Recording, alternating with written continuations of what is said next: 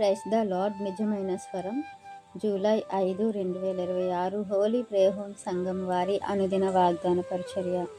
యెహోవా యందు నమ్మిక ఉంచు వానిని కృప ఆవరించుచున్నది. కీర్తనల గ్రంథము 32వ అధ్యాయము 10వ వచనము. ప్రియమైన దేవుని వారలారా, దేవుని యందు ఎవరైతే నమ్మిక ఉంచుతారో వారికి ఈ కృపను దేవుడు కుమ్మరిస్తారు అని చెప్తున్నారు. కృప వారిని ఆవరిస్తుంది అని దేవుని వాక్యం సెలవిస్తుంది. ఇంకా దేవుని కృప మన మీద కుమ్మరింపబడాలి అంటే దేవుని మీద నమ్మకము, ఆయన యందులటువంటి భయభక్తులు కూడా మనకు ఉండాలని మనము గ్రహించుకోవాలి.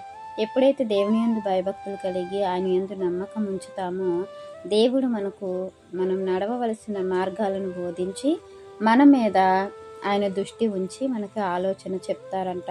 ఆయన ఉపదేశమును మనకు నేర్పిస్తారు, ఆయన ఉపదేశం మనకు చేస్తారు. అందుకే యెహోవా నగు నేనే నీకు ఉపదేశము చేయవాడును అని దేవుని యొక్క వాక్యం సెలవిస్తుంది.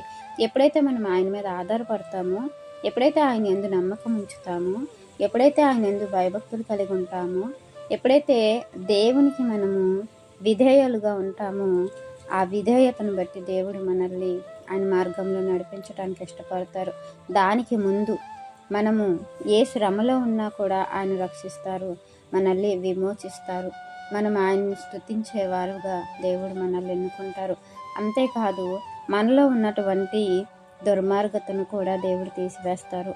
మనము ఆయన యందు భయభక్తులు కలిగి ఉంటున్నాం కనుక మన ప్రార్థనలు ఆయన విని మన యొక్క మొరలు ఆలకిస్తారు అని కూడా దేవుని వాక్యం సెలవిస్తుంది.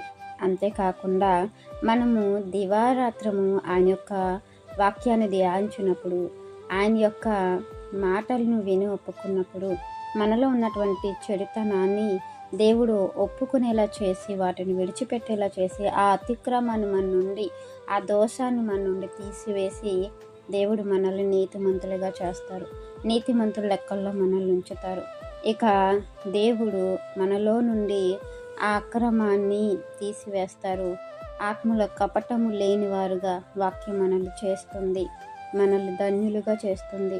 దేవుని యొక్క కృప మనల్ని ఆవరించి కృప వెంబడి కృప పొందుకునేలాగున నిత్యత్వానికి అర్హులు చేస్తుంది.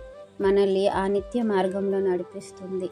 కాబట్టి ప్రియమైన దేవుని వారలారా, దేవుని యందు భయభక్తులు కలిగి ఆయన యొక్క మార్గాలను అనుసరిస్తూ మన చిత్తము కాకుండా దేవుని ఇష్టాన్ని నెరవేర్చే వరకు మనం ఉండాలని ఈ వాక్యం మనందరి జీవితంలో దేవుడు ఫలింప చేయాలని ఆశిస్తున్న వారు దైవజనులు బ్రదర్ నెహెమ్యా గారు. God bless you. ఆమేన్.